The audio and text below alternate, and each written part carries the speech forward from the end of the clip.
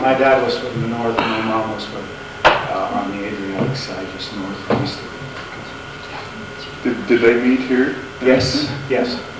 Most of the Italians that came from that area, you can follow their migration to this country. They were hard rock people to begin with. They came from Italy to Ellis Island, of course. And if you look back, a lot of them ended up at Iron Mountain, Michigan. Iron Mountain, Michigan was a big stopping off. Then they went to Lead in Deadwood, South Dakota, Black Hills, gold mine, Homestay. I have grandparents that are there in Homestay right now, and aunts. Then from there they migrated this way to Elko, outside of Boulder. So my mom washed dishes up there, and in fact part of the sink in the old hotel is still there, where she washed dishes at 11 years of age. And then from there they came to Butte. From there they went to Reno and Elko, Nevada. So just about track that pattern of hard rock mining, I guess. I'm not a miner. But there was hard rock mining in Italy? Yeah. Apparently the dome lights and all that, I have no idea. But that's what they fell into. And then they were in the restaurant business.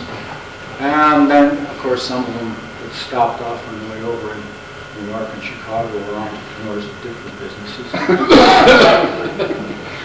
We got blamed for all of that too. But they weren't alone. Those four Italian boys had two Jewish boys with them. They started that business. Wrong with that. Tell them about the Toscanis. Cigars. Oh, yeah, geez.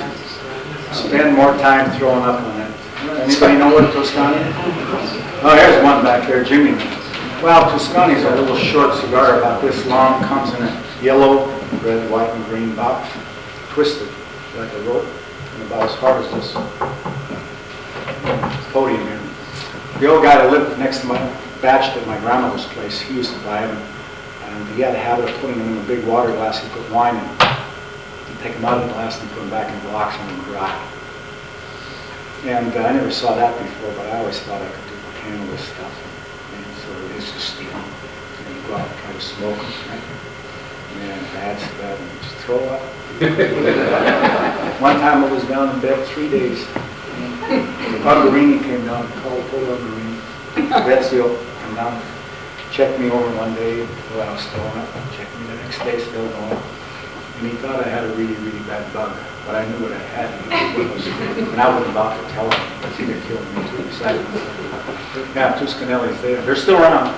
Oh, I tried to smoke one when I was at Marquette University, and I did the same thing. I threw up.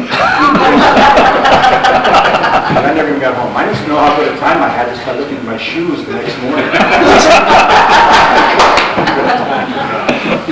Speaking of characters, we had a guy down in North Meaderville that had expertise for wine. He was well known for wine. I mean, Anaconda Company.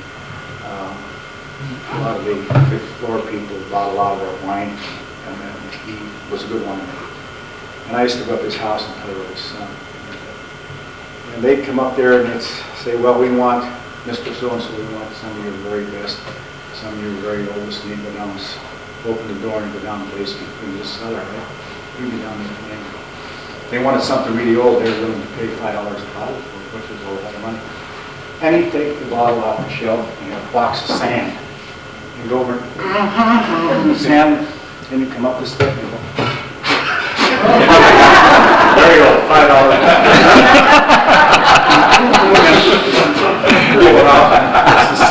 Same wine from the same year. Come on, Jim. Oh, there's got to be more. They had the Picholo, remember? Yeah, we had Picholo. That's what they sold us, was the Picholo. Yeah, that was called the ladies' wine also. That was the second run. Yeah, that. No, you know, Manila Murphy had the 45 Club.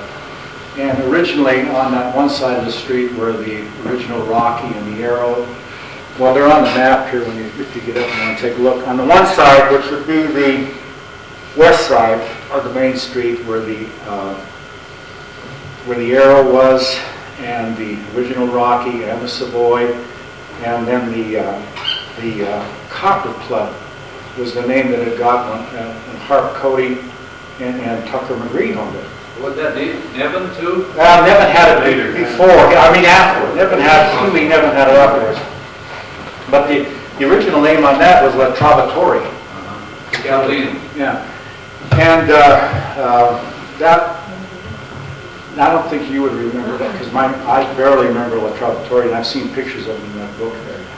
And then it was also, Manila had the 45 across the street that was called a corner before it was 45. And there was a lot of things that Manila had this and that, but down in Manila that I know of never had constitution. Hey, Jim, Yeah. when was Meaderville first settled and who was Meader? I don't know. You know, I read the sign up there about Meader, and I never knew anything about when it was first settled. You probably do know. No, I don't either. And he was a mayor, and I don't know anything more about it. Jim Street has written a paper about Meader. I don't recall too much about it, but he was a mining man. I don't know exactly how he ended up in Meaderville. He was The guy, did they name Meaderville off? Yeah.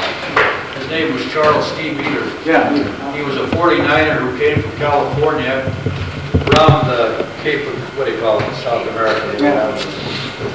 He arrived in Butte in 1876. Before Meaderville was called Gunderson. That's the name of the store that's in that book. It was called Gunderson Silver Bow. It was named for the first postmaster, Louis Gunderson. The office opened in 1883.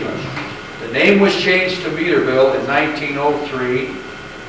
This Charles T. Meader was a mining, he was in with the big guys, Davis and the rest of them, but he wasn't that high up. But Meaderville, there's some spots in there that show Meader plots or something, a plot or a lot or something. But anyway, the post office opened with his name in 1903, and it closed in 1908. And a man by the name of Frank Lyons was the postmaster. And the reason we got Al Hooper and them other people, the English people, was that's where they lived. That was Gunderson. I mean, we came in, they moved out. You know. It was the neighborhood. We were the whole That's pretty good. He ran for some office too, I think, or a Kelvin office or something. Oh, Meader? Yeah, Meader. I think he did. Yeah, down in Meader. Asking a question, I don't know if anybody knows this, but does anybody know where that sign was on the road to Helena? Still That had, in memory, and had Charles C. Meader's name? Oh, no, in memory, no. Remember that? Yeah, I don't know where that's at. It was, That disappeared. oh, I don't know, where's that now? Yeah, I've never seen it. I don't. I'd like to find out. I don't know, I haven't Yeah, heard. you bring them up. You know more than we do. And there was a fraternal club over at Calusa Bar, and I don't know. Oddfellows. And then the Calusa had a large mineral collection. I remember when I was a kid going in there sneaking in there, and they had a lot of World War I, World War II souvenirs in the last case. I remember the guy's name was Estes. They wind up toys in that. Howard Estes. Howard Estes, is that right? That was in our time though. Who was that before? Bronco Pete. Bronco Pete owned it. Bronco Pete, Yeah. okay. Bronco Pete. Bronco Pete. Yeah, it was. That was Danny Hillen, who you mentioned. Yeah, that was his father-in-law, my next-door neighbor. He just All right. passed away, yeah. That was his father. Yes, ma'am? How did the Christmas displays get started? I was gone, you know, when they started most of that, and the Meaderville Volunteer Fire Department and those folks, there's a lot of pictures of, I don't know who started. Gary Dorsch started. Dorsch actually got the ball rolling. He got the first sign going. Yeah, he came in, and I belonged to the fire department. Yeah. And we used to fight like mad, because Gary, I remember the first one he came up with was a beauty.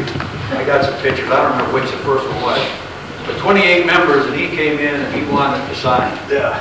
And then he came in with the plans, and I'm telling you, there was a lot of tough plans in that thing. But he conned us, and he got us going. And once we started going, I mean, it went for what, 5 years? Then we built floats, and every And the floats started after that. Yeah. And he lived in the Queen. And he lived in the Queen. Yeah. Yeah, Gary lived in the Queen, but he originally lived in Meaderville. I don't know if He lived across the his Frank wife School. did. His wife did. Well, his wife She lived down from Meaderville, me. and Mary was raised across from Isola's.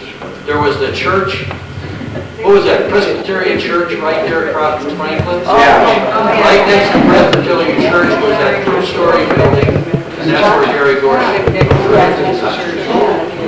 Joe, yeah, and Gary, yeah. Uh-huh.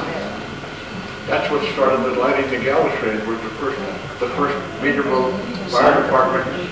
I believe. That's what started On the company, just the head frame. on the head frames after that. They started lighting them all, I forgot. But if it wasn't for the Anaconda Company, we wouldn't have them signs or them Christmas Right. signs. I gotta give them this credit. I'm not an Anaconda Company. Well, we wouldn't have I had, got problems with them, but what the deal was, that if it wasn't for them donating the wire, the wood, the materials, except for, we got money from people all over town, but if it wasn't for them, we'd have never had what we had. Don't get around it. And we had a man, speaking of this, was a man Toljan sign. yeah, What was his name? Anybody know, the older fella? Al Hoare. No, it's before Al Hoare. Oh, gee, maybe it was Toljan, I don't know. But this old guy was the electrician. I mean, he came in, he taught Eddie Lazary and all the fellas there how to wire. They had commutators that went around, not this new electronic stuff, they had little brushes that went around and stopped, and that would start them horses going and Santa Claus working. And you just had to see the electronics in that. A lot of wire, but it worked. Well, the historians here in